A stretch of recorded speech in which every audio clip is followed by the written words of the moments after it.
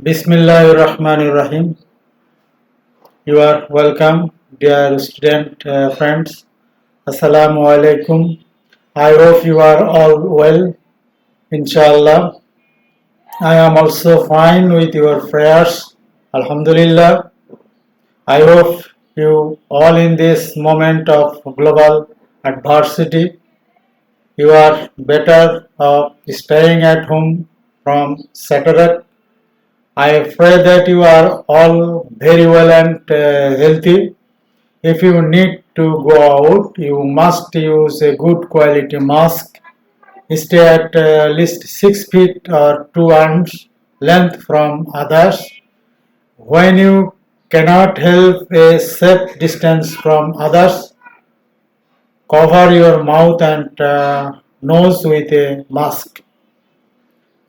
I pray for the forgiveness of the souls of those who have already died in this deadly COVID-19 and for the recovery of those who have been attacked and are undergoing treatment.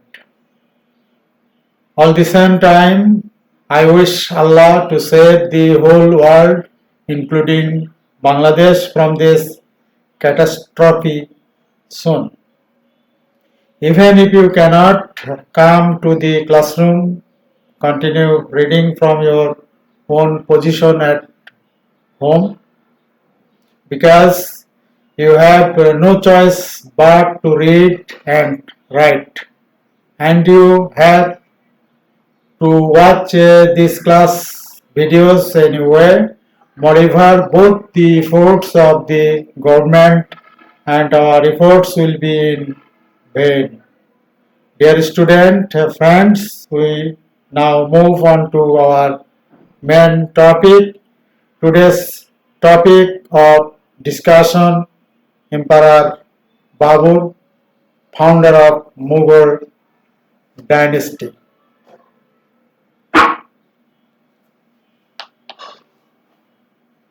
I am Professor Muhammad Moinuddin, Head of the Department Islamic History and Culture, New Government Degree College, Rajshahi. Today's class text introduction. Our subject name Islamic History and Culture. This is class degree pass second year and honors second year. The first class of this letter, History of the Muslim in India, 1526 AD to 1858, paper code 121603, 121603 for degree pass course and 221603 for honors first year course. The first Mughal Emperor Babur, I will discuss now. Some books name: Prasad Ishwari, A Short History of Muslim Rule in India, Allahabad 1976, Zafar S.M. Mughal Empire, Delhi 1914, Mazumdar R.C. and Datto K.K. An Advanced History of India, London 1967, Sharma S.R. The Mughal Empire in India, Agra 1974, Sarkar Jadunath, History of the Aurangzeb. Next 5 volumes, Calcutta 1912 to 24.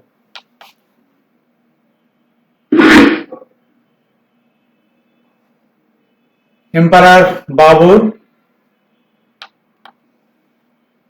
Jahiruddin Muhammad Babur was born on 14 February 1483 AD in a small kingdom called Fargana in Pakistan, Central Asia.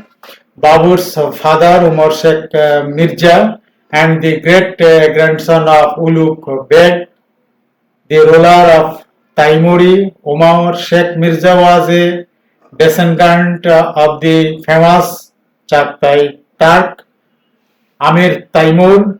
His mother, Kutluk Nigar Khanum, was the daughter of Yunus Khan, the mass leader of Central Asia. From his mother's side, he is a descendant of Genghis Khan, and from his father's side, Chagatai is of Turkish descent.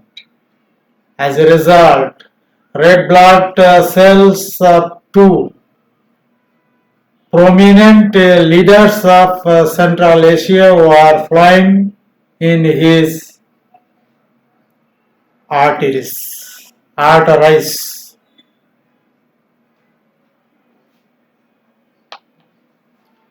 In fact, Babur's descendants are said to be descended from Chagatai, the second son of Genghis Khan, and are called Chagatai Turkish. In his autobiography Babur Nama, he calls himself Chagatai Turkish and insults the Mongols. The word Babur is a Turkish word meaning tiger. Truly, he was as brave as a tiger. He proved the success of his name by his vigor, courage, and efficiency. Babur's mother tongue was Chagatai, which was known to him as Turkish. Mirza Jahiruddin Muhammad Babur was commonly known as Babur.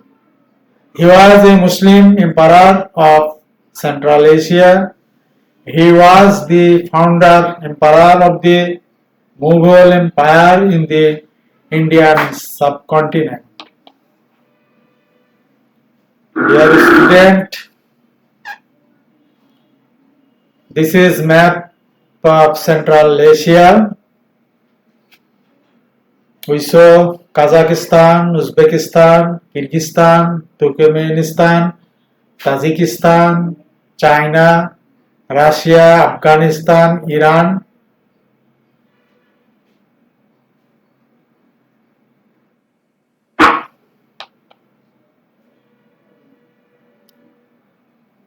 We will discuss now childhood of Emperor Babur. During his childhood, Babur gaining ample opportunity to study under the influence of his unique common sense grandmother. He was able to acquire knowledge of Turkish and Persian in a short time. Sheikh Majid was Babur's tutor. He was the eldest son of Umar Mirza. Babur's mother tongue was Chagatai, which was known to him as Turkish. The Taimuri's rich is the main language. He became brave, learned, and pious due to the companionship and influence of the intelligent grandmother. His contribution in shaping Babur's character in his childhood life is immense. As a result of getting good education in his early life, Babur's struggling life reached its peak of success. He did not have the opportunity to learn knowledge with a sure mind and meditation. It is said that Babur was strong and physically fit. He used to run down the slope with two people on his shoulders just for exercise. Dear student, we saw Mughal emperor and founder Jahiruddin Muhammad Babur.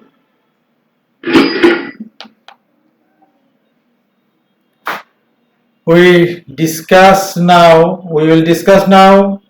ascension to the throne and other steps. When Babur's father died in 1494 AD, he inherited the patriarchal kingdom of Fargana when he was only 11 years old. Juvenile Sultan was surrounded by the enemy. Sultan was surrounded by the enemy. That is why he had to gain the first of the struggles in Koisar. Babur established himself on the throne by defeating his rivals with the help of his nobles and loyal subjects. He was ambitious since childhood. The desire of conquer Samarkand, the capital of Taimur, was from his childhood. At one point, the opportunity came to him when Samarkand chaos broke out in 1498. Babur seized the opportunity. In the meantime, when a conspiracy arose against him in Fargana, Babur returned to his homeland. Immediately, Saibani Khan, the Uzbek leader of Samarkand, captured Samarkand. Babur fought to win it again, but when defeated, both Samarkand and Fargana fell to him. Dispossessed and evicted, Babur wandered from place to place in search of refuge. But he was not disappointed in this situation. Dear students and friends, we will discuss now Kabul and Ghazni raids. Babur captured Kabul in 1520 on the occasion of a revolt against the Uzbek ruler. He also occupied Ghazni for some time. He then, with the help of Shah Ismail Safavi of Persia, once tried to recover Samarkand and Fargana, but he was able to conquer Bukhara and Samarkand. Defeated by Taimur, Saibani Khan's successor, he was forced to give up hope of regaining his homeland. In an attempt to restore the homeland, failing that, Babur focused on the east of the Indian subcontinent. The political climate of Hindustan during his campaign was also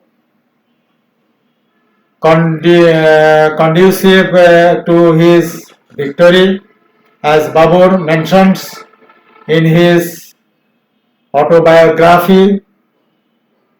I once considered to occupy Hindustan as my own empire, and I made up my mind to use it peacefully or by force. Dear student, this picture is Samarkand. Nice, very nice. We will discuss now Babur's India expedition. Emperor Babur's expedition to India was not an accident but a pre-planned one. According to historians, Babur's misfortune in Central Asia, the proximity of Hindustan and Kabul, India's political instability, and the invitation of the leaders were behind Babur's India campaign. Babur had conducted several expeditions even before the Panipat War against India. These campaigns are called preliminary campaigns from 1519 to 1520 AD. Babur conducted 3 expeditions to India and crossed the Indus without any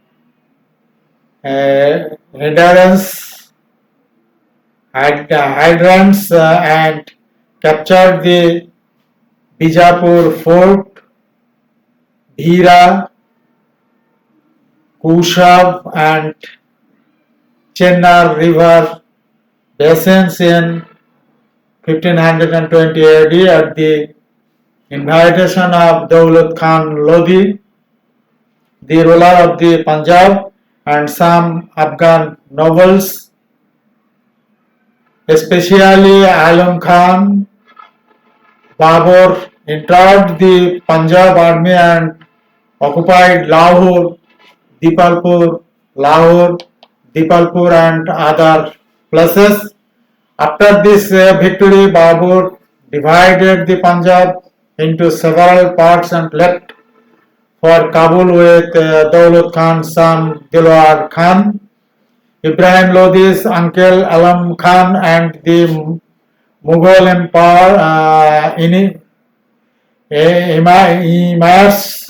Mughal emirs in charge of administration. In Babur's absence, Daulat Khan recaptured the Punjab and expelled Alam Khan and Dilwar Khan. Alam Khan was compelled to take refuge in Kabul and sought Babur's help. As a result, Babur invaded the Punjab in 1525 AD and conquered it and advanced towards Delhi. When Ibrahim Lodi, the last ruler of the Lodi dynasty, stopped Babur in the Panipat desert to defend Delhi, a bloody battle took place which is known as the first battle of Panipat in history. Dear student, this is Babur, the founder of Mughal dynasty.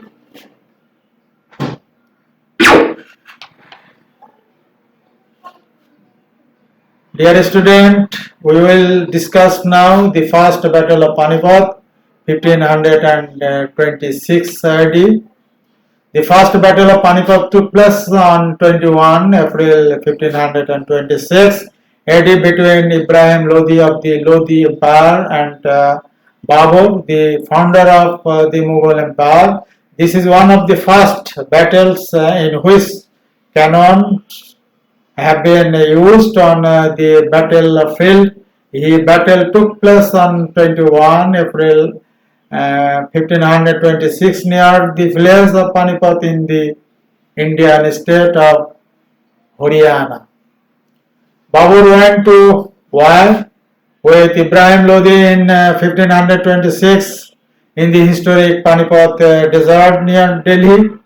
Babur mentions in his autobiography that at the time he had 8,000 soldiers with him in 12,000 sets.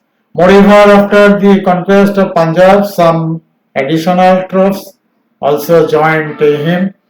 Babur's eldest son Humayun also took part in the battle with his father. In this battle, the number of Ibrahim Lodi's army was 1 lakh. Babur dug a trench on the left side of the Panipat desert and used cannon and artillery. In this battle, Ibrahim Lodi fought valiantly but was defeated and killed.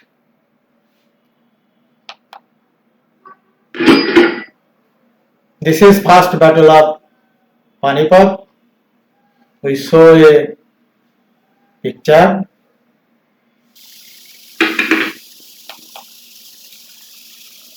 Dear student, we will discuss now the reason for Babur's success in the war. The main reasons for Babur's victory in the war are: firstly, Babur's army was more organized and well educated than Ibrahim Lodi's army. Secondly, Babur's weapons were better than Ibrahim Lodi's.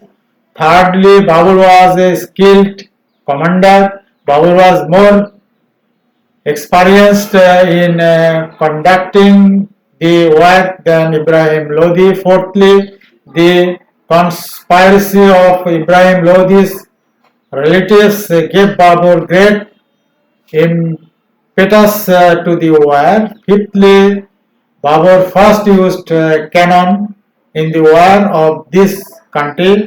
His artillery was efficient and well organized.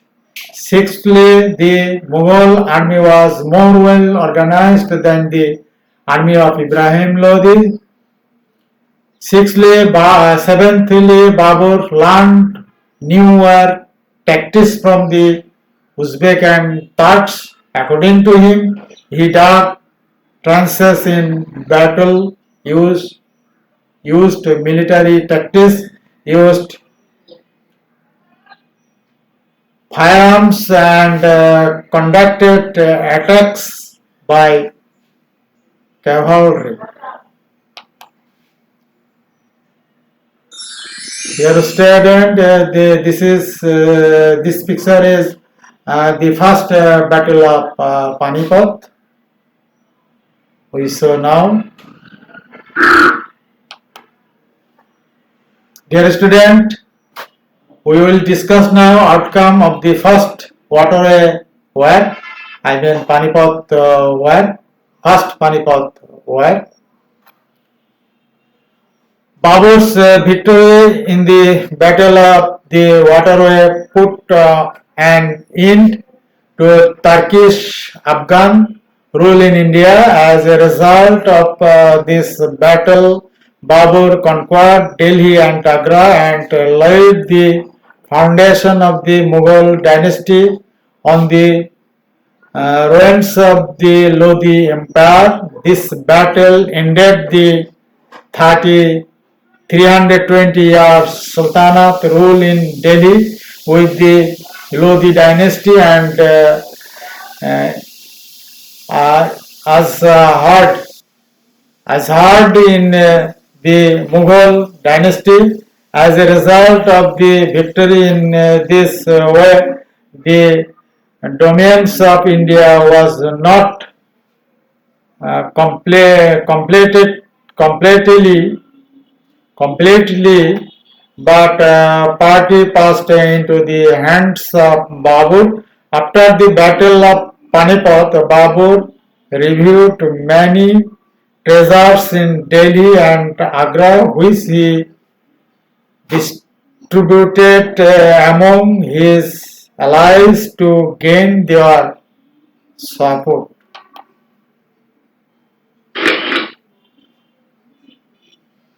This is map of Panipat. We saw now. Dear student, we discuss now Battle of Khanwa 1527. After winning the first battle of Panipat, Babur became the ruler of Delhi only, not from India. Until then, Babur could not name himself as the emperor of the whole of India.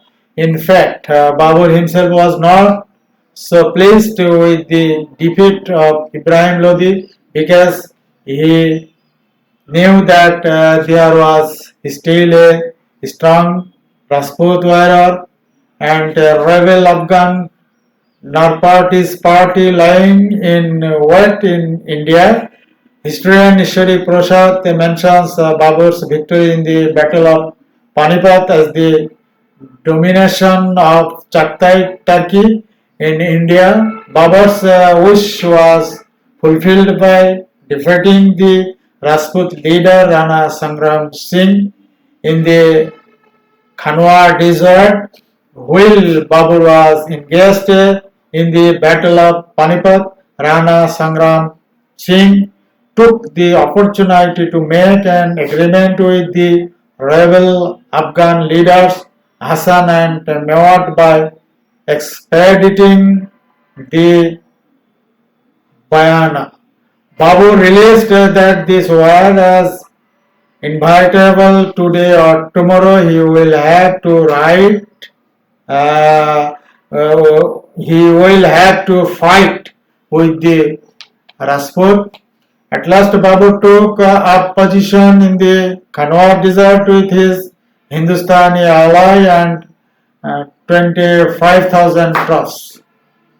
Fearing that the Rajputs might seize the Kanwa water source, Babur brought the water source under his control.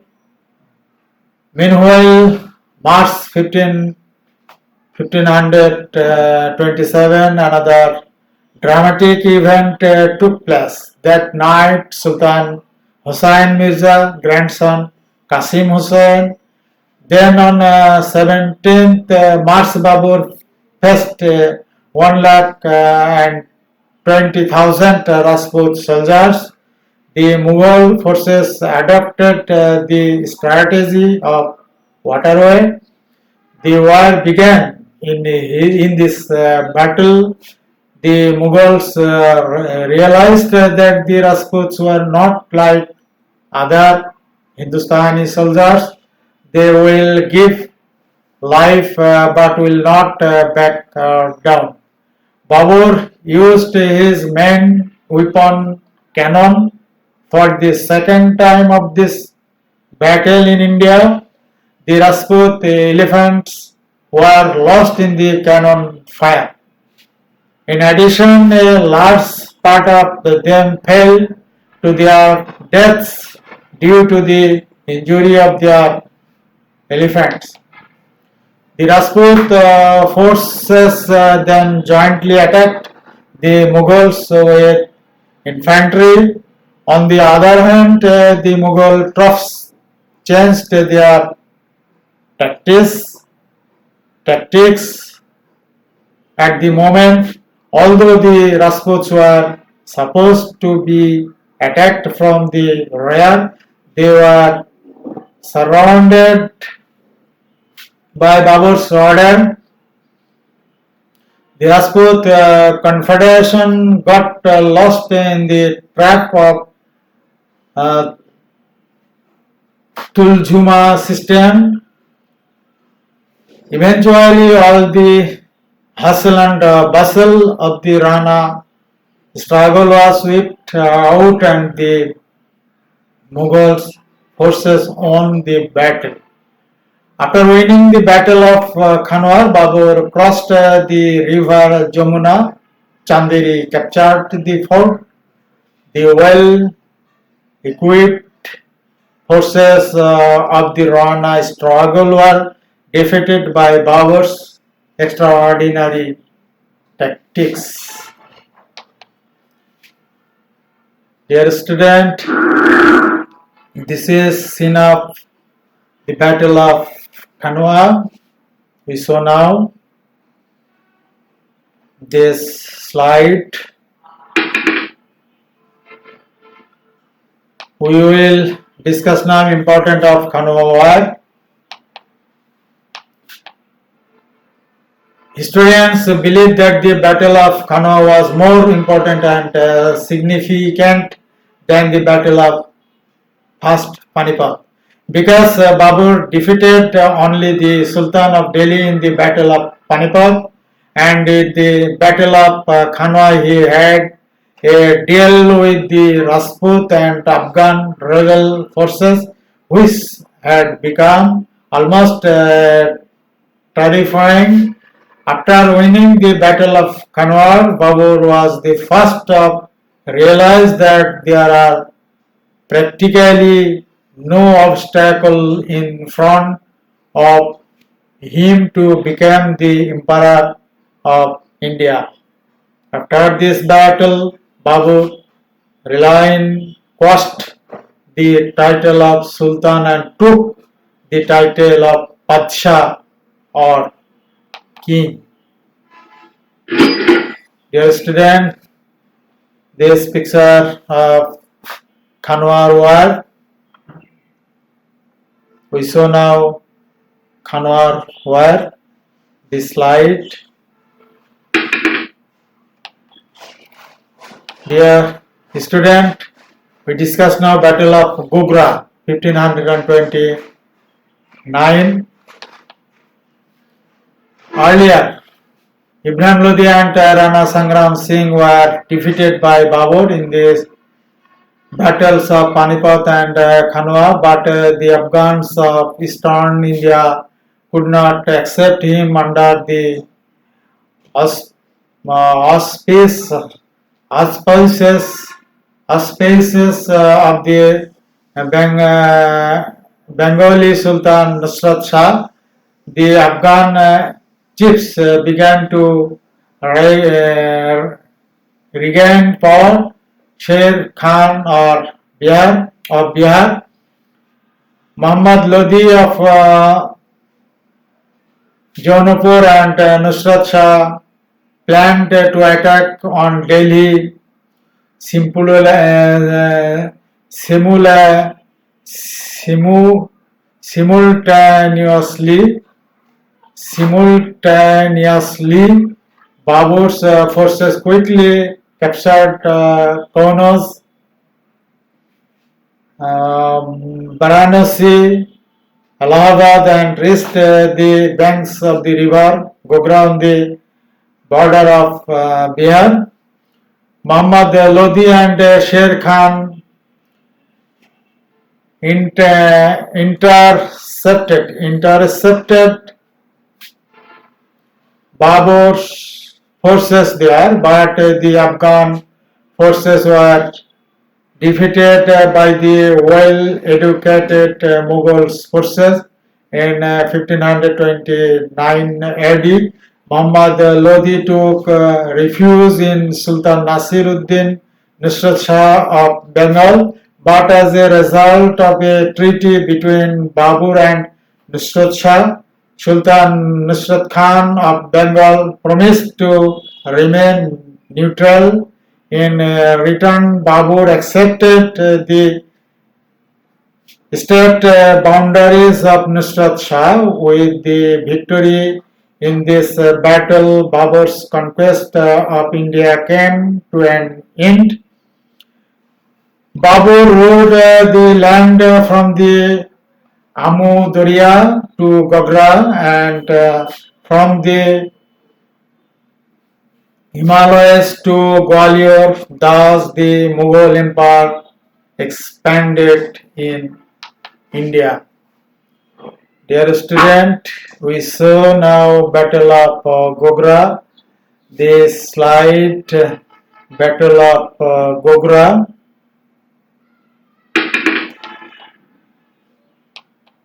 Dear student, we will discuss now Babur's last life and his death.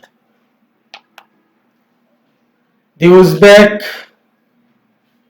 uprising in Kabul erupted when Babur was busy suffraging Rajput and Afghan forces in India.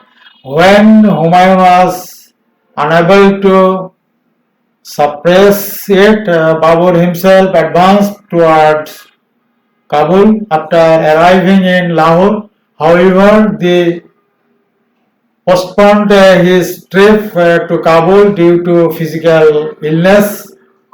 At one point, Humayun fell seriously ill.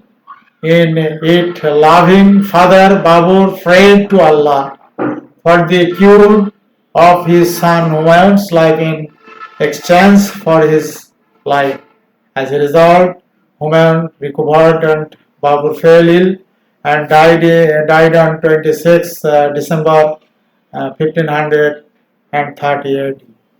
His body was first buried at Arambagh in Agra, then at the foot of a mountain in a beautiful garden in Kabul, according to his last will and testament. Later, Emperor Shah Jahan built a mosque there.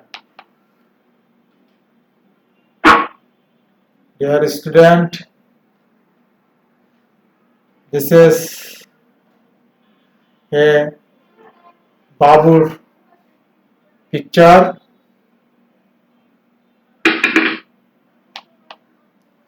We will discuss now Tujuki Babur, Babur Nama.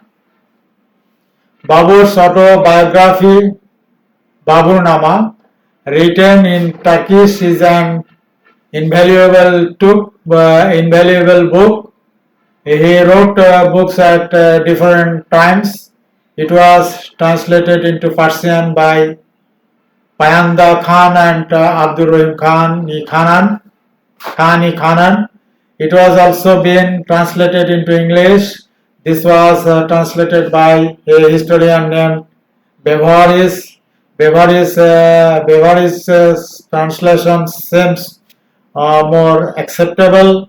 The book contains almost all the facts of Babur's life and valuable information about India, Afghanistan and Central Asia. Babur's personality, mental excellence and military prowess are also clearly identified in this book. He also openly admits the flaws of his character in his texts, but there is no hint in his self-praise in it. His style, language is clear and simple. Renowned English historian Len Poole commented on Babur's memories. Babur's established a dynasty and its glory are gone, but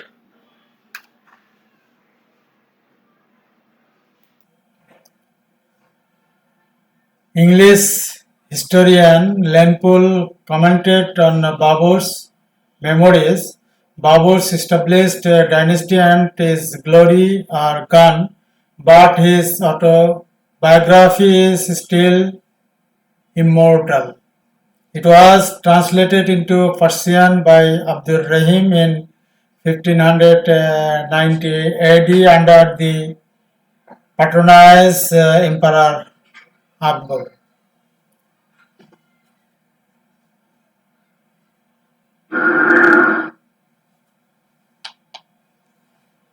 This is Babur Nama and Babur. Dear student, thanks this time.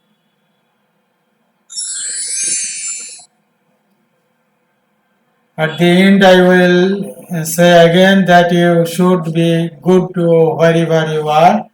Stay home, keep yourself clean, encourage other family members to stay clean. At the same time, I wish Allah to save the whole world, including Bangladesh, from this catastrophe soon. Thanks, everyone. See you soon, inshallah.